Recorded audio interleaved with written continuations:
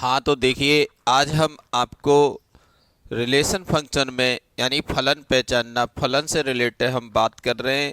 यानी 1.2 एक्सरसाइज का हम इंट्रो दे रहे हैं, तो आप लोग सभी इस इंट्रो को समझने की कोशिश कीजिए। अगर ये आप समझ गए तो पूरी एक्सरसाइज आप अपने आप कर लेंगे, ठीक है। अगर आपको ये इंट्रो समझ में आए अच्छे से तो आप इस वीडियो को लाइक कीजिए और शेयर भी कीजिए और चैनल को सब्सक्राइब भी कीजिए। तो देखिए अब हम यहाँ से फलन से ही पढ़ेंगे, तो देखते हैं हम ये इस बात को। तो देखो यहाँ पे आप ये बात देख सकते हैं। तो देखिए यहाँ पे हम इनका डिस्कस कर रहे हैं संबंध फलन का।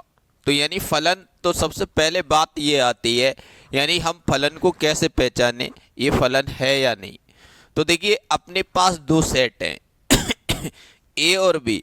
तो हम आपको फलन समझाने के लिए हम चार एग्जाम्पल ले रहे हैं।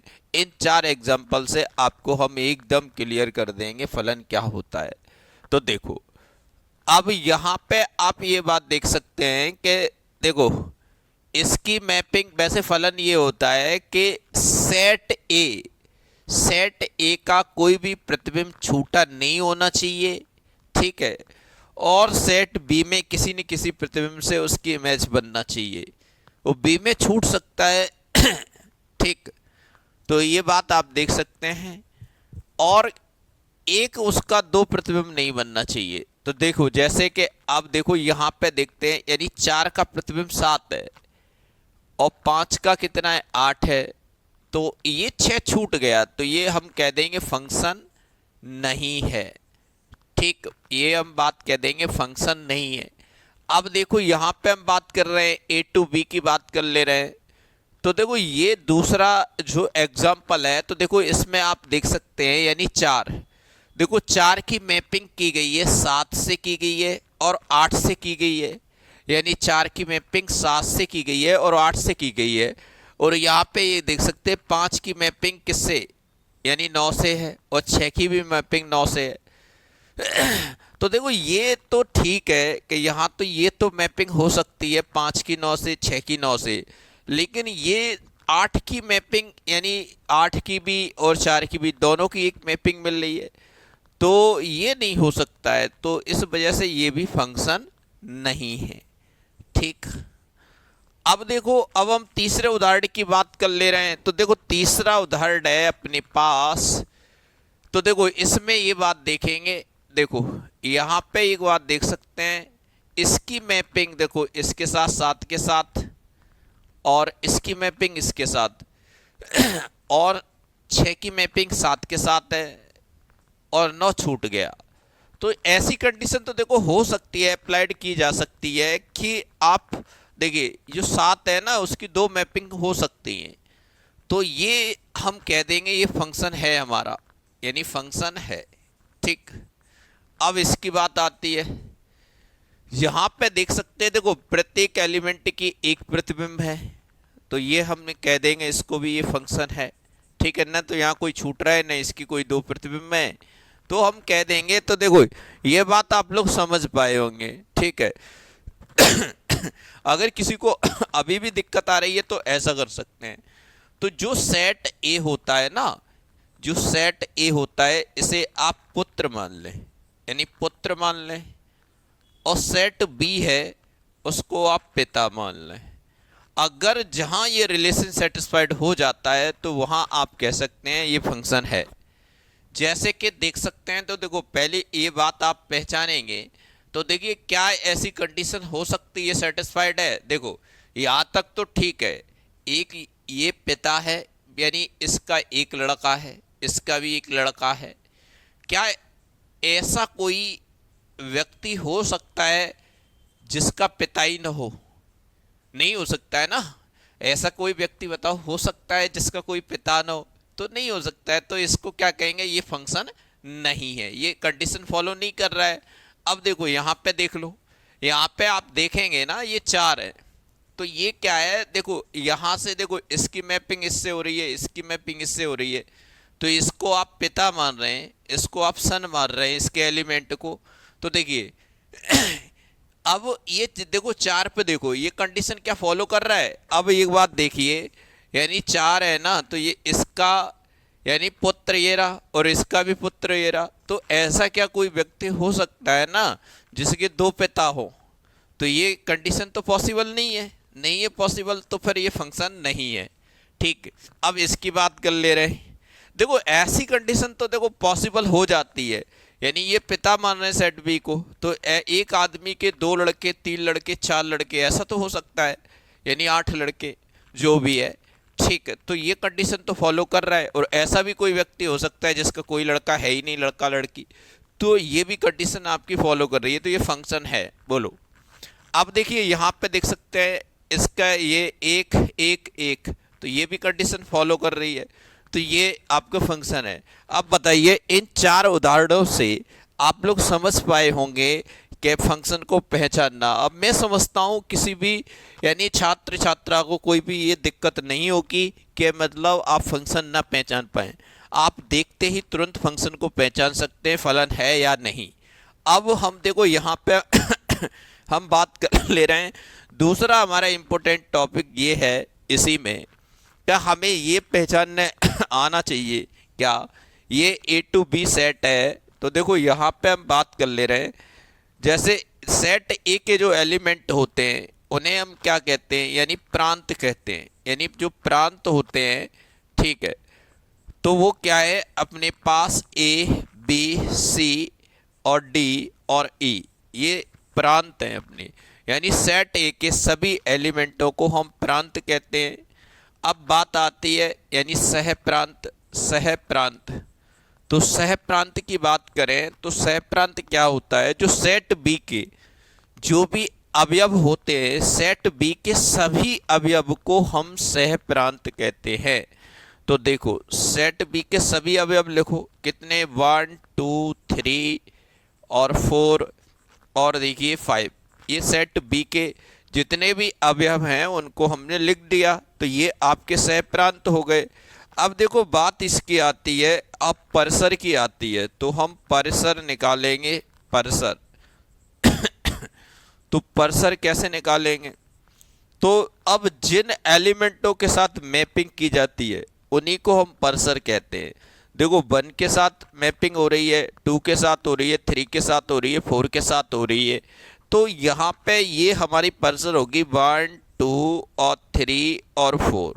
ये बात आप देख सकते हैं, तो ये आपकी परिसर हो गई। तो यहाँ तक मैं समझता हूँ आप लोगों को यानी प्रांत, सह प्रांत और परिसर यानी तीनों चीज आपको समझ में आई होंगी अच्छे से। ठीक है, तो अब देखो इसके बाद यानी अपने पास, अब देखो हमने एक बेसिक कंडीशन हमने पहचान ली सभी को, और बेसिक कंडीशन पहचान ली, तो अब फंक्शन की हम बात कर ले रहे हैं, यानी फंक्शन है। तो देखिए तो देख लेते हैं। अब हम यहाँ पे हम 2-3 उदाहरण दे रहे हैं आपको। एक देखो 2-3 ये डेफिनेशन की हम बात कर रहे हैं आपसे यहाँ पे, यानी जो फंक्शन पहचाने जाते हैं। तो देखो ये फंक्शन कैसे पहचानते हैं, तो उनके बारे में हम आपसे डिस्कशन कर रहे हैं। तो देखिए यहाँ पे हम देखिए फंक्शन को पहचानना सीखते हैं। तो देखिए आइए हम हमारे पास ये है, यानी 4 टाइप के हमें फंक्शन पढ़ने होते हैं, एकेकी, बहुइक फलन, आच्छादी और अंतःक्षेपी। तो देखिए हम पहले फंक्शन की बात कर ले रहे हैं। देखो एक उसकी 1 से मैपिंग होती है, तो उसे हम देखो यहाँ पे कह सकते हैं ये एकेकी फलन का उदाहरण है, ये एकेकी का उदाहरण है, एकेकी का। तो ये आप कैसे इसकी डेफिनेशन समझ सकते हैं, सिंपल सरल शब्दों में आप ऐसे समझ सकते हैं यानी एक प्रतिबिंब की एक ही इमेज होना चाहिए, बस ये इसकी डेफिनेशन है। कुछ भी समझ सकते हैं आप। ठीक है, इधर कोई एलिमेंट छूट सकता है तो कोई दिक्कत नहीं है, लेकिन एक एलिमेंट की एक प्रतिबिंब होना चाहिए। बोलो ये बात हुई क्लियर एक एक की या नहीं? ठीक है, अगर हुई हो तो इसी बात पे आप लाइक कर सकते हैं। अब देखिए यहां पे बात आती है दूसरा फंक्शन है बहु एक यानी फलन, बहु एक फलन की बात कर रहे हैं। तो देखो बहु एक फलन क्या है अपने पास, तो यहां पे क्या होता है कि सेट बी के अंदर यानी कम से कम एक अवयव ऐसा हो जो या दो से अधिक अवयवों का प्रतिबिंब हो, यानी दो या दो से अधिक अवयवों का प्रतिबिंब हो। ठीक, खाली इसमें भी रह सकते हैं, कोई दिक्कत वाली बात नहीं है, सेट बी में टेंशन की बात नहीं है। तो देखिए यहाँ पे देखिए ये 3 के साथ इसकी इमेज बन रही है, इसकी इमेज बन रही है, तो ये क्या है, बहु एक फलन हो गया। ठीक, अब देखो इसकी बात कर ले रहे आच्छादी की। आच्छादी ये वेरी वेरी इंपॉर्टेंट है, क्योंकि आपको उसमें यही दो पढ़ने पूरी एक्सरसाइज में, एक एकी और आच्छादी पढ़ने हैं। ठीक है, तो अब देखो यहाँ पे आप कैसे समझ सकते हैं, यहाँ पे समझने का तरीका एक ही होता है, आप लिख सकते हैं सह प्रांत। सह प्रांत, सह प्रांत बराबर परिसर, बोलो परिसर। इससे आपको छोटी डेफिनेशन नहीं मिल सकती है। सह प्रांत बराबर परिसर, बोलो सह प्रांत बराबर, आप इधर देखिए सह प्रांत और परिसर अगर बराबर है तो आप बिल्कुल कह सकते हैं ये आपका आच्छादी फलन है। बोलो क्लियर हुआ या नहीं, बिल्कुल ठीक। अब बात आती है एक आपका चौथा फलन है अंतःक्षेपी। अंतःक्षेपी में क्या होता है, यानी आप सेट, देखो इसमें देखेंगे, इसमें क्या होता है सह प्रांत, सह प्रांत यानी इक्वल नॉट परिसर होती है, परिसर होती है, यानी सह प्रांत और परिसर अगर बराबर नहीं है तो हम उसको अंतःक्षेपी फलन कह सकते हैं। बताइए ये चारों एक एक की बहु एक फलन आच्छादी अंतःक्षेपी, बोलो अभी तक अगर क्लियर नहीं थे तो बोलो अब क्लियर हुए या नहीं। ठीक, तो ये बात के लिए जरूर कमेंट जरूर करें, अगर आपके क्लियर हुए हों तो कमेंट जरूर करें। तो देखिए देखो ऐसा नहीं है, आप लोग देखो अगर आप लोग कमेंट करते हैं तो उससे क्या है, एक मोटिवेशन मिलता है कि हम कैसा आपको समझा पा रहे हैं। ठीक है, तो आप कमेंट जरूर करें, कुछ भी करें, ऐसा नहीं है, आप जैसे आपका मन करे वैसे कर सकते हैं। ठीक, तो देखिए ये चारों फंक्शन हमने आपको बता दिए, तो मैं समझता हूँ आपके क्लियर हुए होंगे। तो देखिए अब हम बात कर रहे हैं, आपको कुछ उदाहरण से हम समझाते हैं, एक एकी और आच्छादी ये इम्पोर्टेंट हैं, तो इनको ही हम दोनों को फिर देखो समझाते हैं। देखो एक एकी की हम बात कर ले रहे हैं, एक एकी की हम इस तरीके से बात कर सकते हैं, जो एक एकी फलन होता है।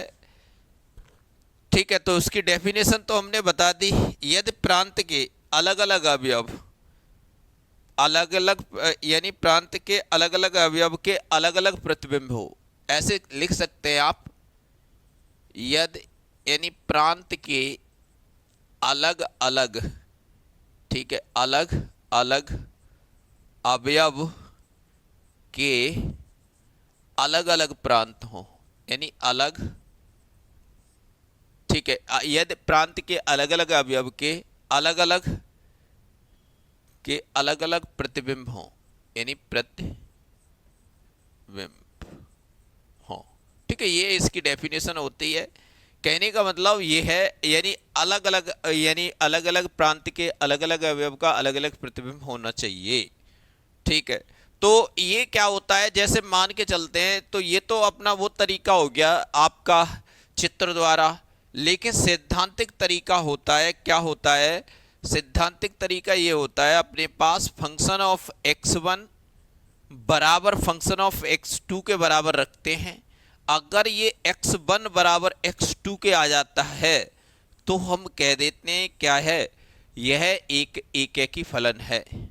तो देखो हम आपको एक क्वेश्चन द्वारा हम आपको समझा रहे हैं। जैसे क्वेश्चन है, हम यहाँ देखो क्वेश्चन ले रहे हैं, यानी फंक्शन है, यानी r टू r है, यानी वास्तविक संख्या से वास्तविक संख्या है, यानी प्रांत और सहप्रांत दोनों।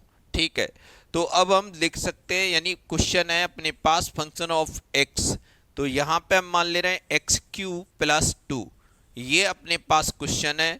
ठीक है, यानी फॉर ऑल यानी x बिलोंग्स टू यानी रियल नंबर। तो देखिए अब हम इसको एक एक ही चेक करेंगे। तो देखिए हम सबसे पहले हम ये वाली कंडीशन अप्लाइड करेंगे जो हमने सैद्धांतिक तरीका कैसे अप्लाइड करते हैं। जैसे हमने यहाँ फंक्शन ऑफ एक्स वन की वैल्यू निकाली, फंक्शन ऑफ एक्स वन की वैल्यू निकाली, तो ये देखो हम कैसे निकालेंगे।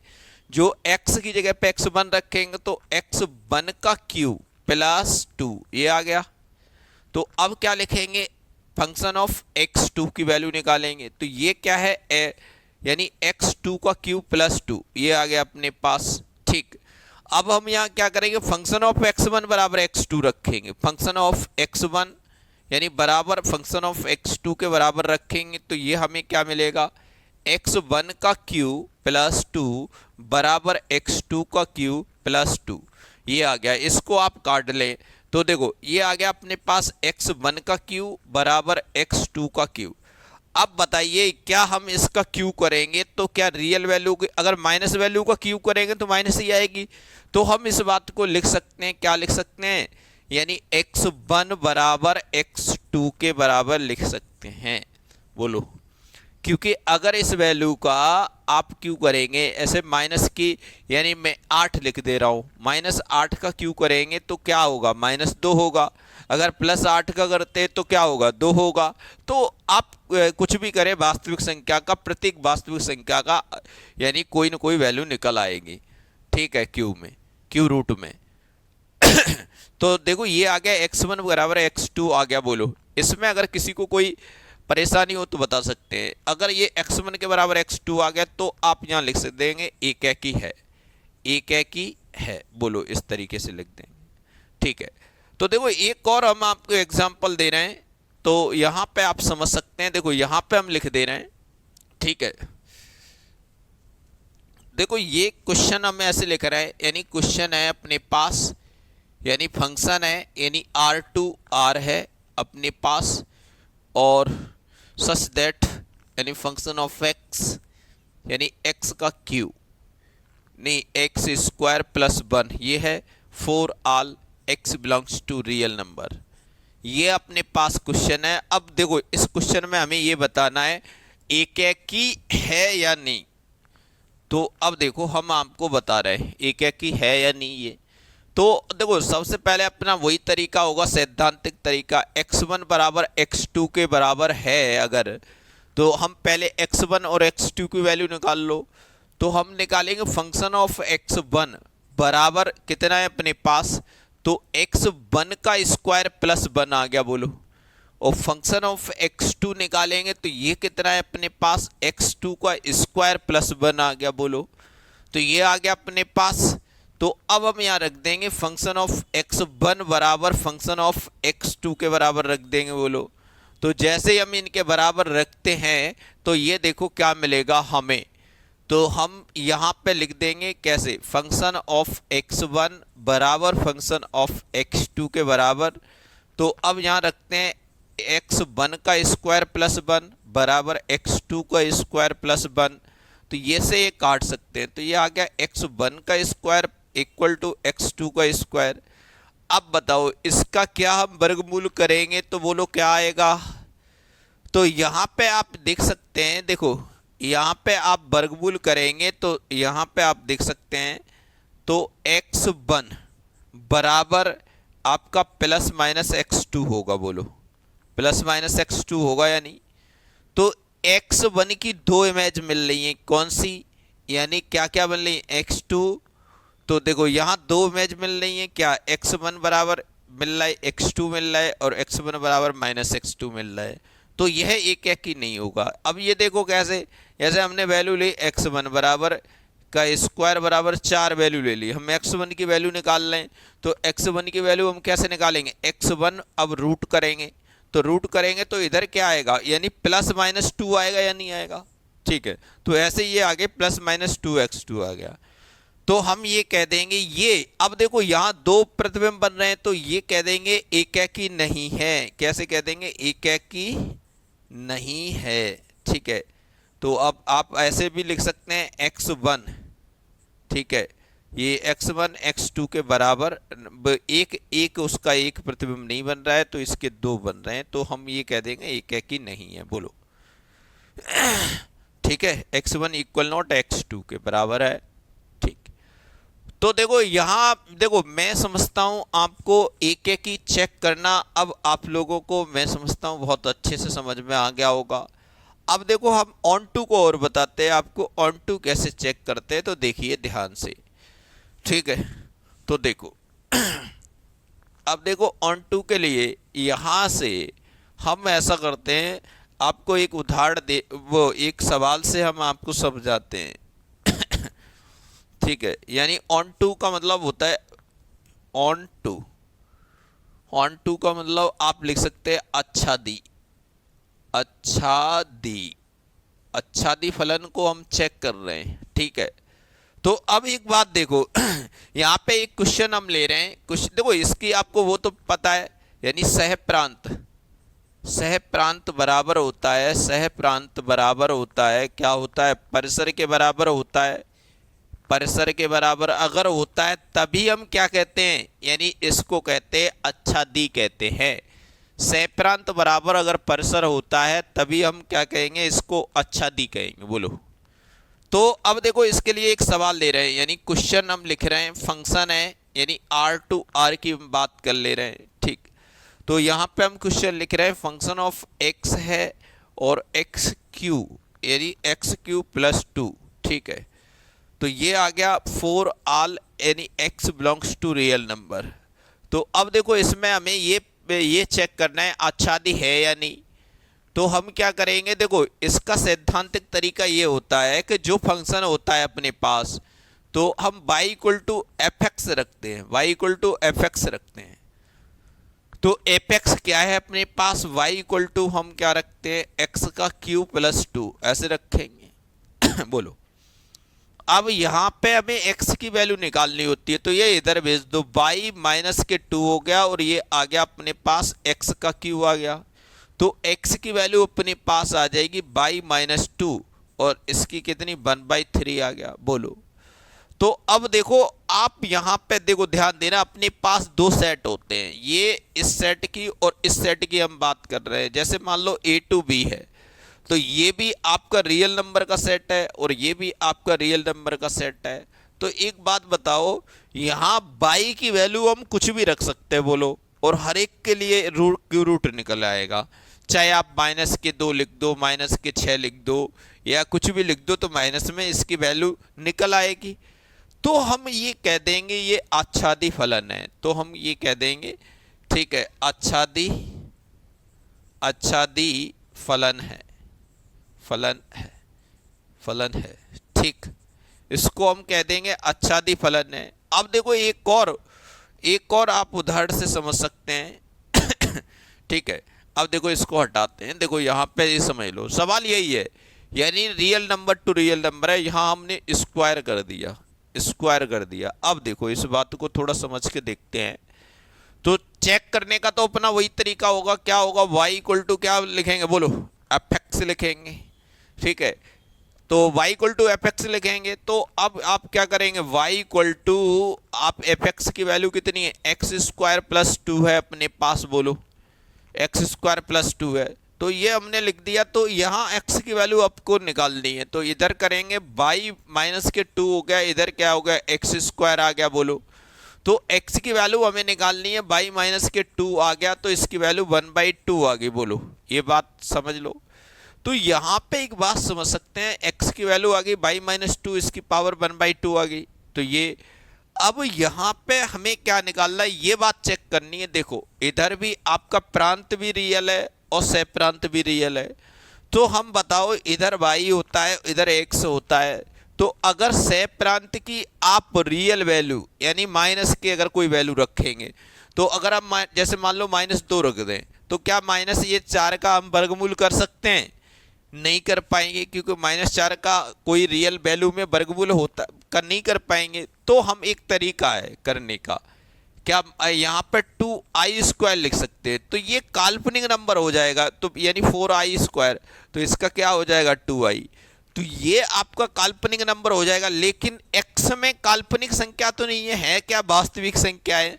तो हम कह देंगे, क्या कह देंगे, इस वैल्यू को हम कह देंगे, तो देखो इस तरीके से हम कह देंगे ये इसमें बिलोंग नहीं कर रहा है और ये कह देंगे आच्छादी नहीं है, आच्छादी नहीं है। बोलो ये बात समझ गए या नहीं समझ गए? कब कहेंगे आच्छादी है और कब कहेंगे आच्छादी नहीं है? देखो मैं समझता हूं आप लोगों की ये बात बिल्कुल एकदम क्लियर समझ में आ गई होगी, ठीक है। तो अगर क्लियर अगर आपको समझ में आया है तो जरूर जरूर आप चैनल को सब्सक्राइब करें और लाइक भी करें, ठीक है।